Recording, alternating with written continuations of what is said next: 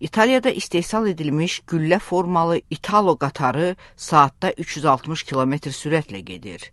Luca di Montezemolo'nun başçılıq etdiyi Ferrari şirkətinin 1,3 milyard dollarlıq yatırımı sayəsində başa gələn qatar xidmətini NTV şirkəti idarə edir. Şirkətin başçısı burada əsas məsələnin İtaliyanın dəmir yol nəqliyyatının liberallaşdırılmasında olduğunu deyir.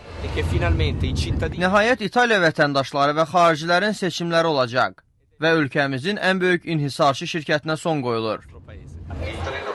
Cənab Montezemolo belə bir rəqabətin sərnişinlərin faydasına olduğunu deyir və əlavə edir ki, Trenitalia şirkəti 2014-cü ilədək çox sayda iş yeri açmaqla ölkənin dəmir yol sistemində bazarın 1/4-ni təşkil edəcək.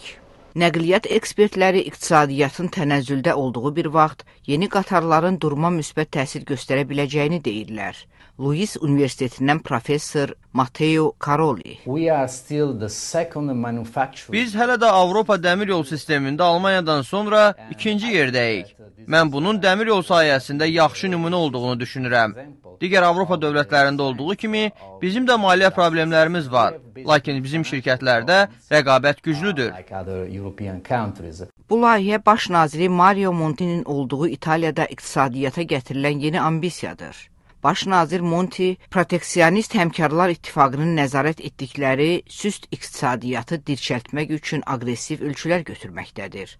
Fransanın Alstom şirkəti NTV üçün 25 qatar istehsal edib. Alstom'un icraçı direktoru Pierre-Louis Bertina. Bu qatar Alstom'un 4-cü nəsil qatarıdır. Bu çox yüksək səviyyəli qatardır və dünyada buna bənzər texnologiya yoxdur.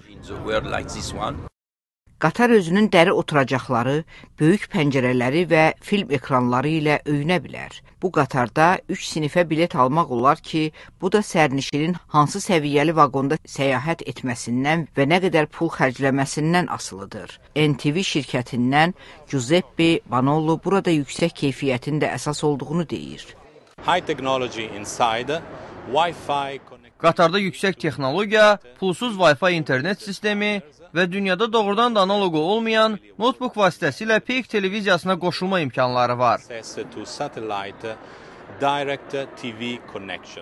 Burada Romanın Termini stansiyasında isə insanlar yeni yüksək sürətli qatarın işə başlamasını gözləyirlər. Vaşinqtondan Nərminə Cəlalqızı, Amerikanın səsi.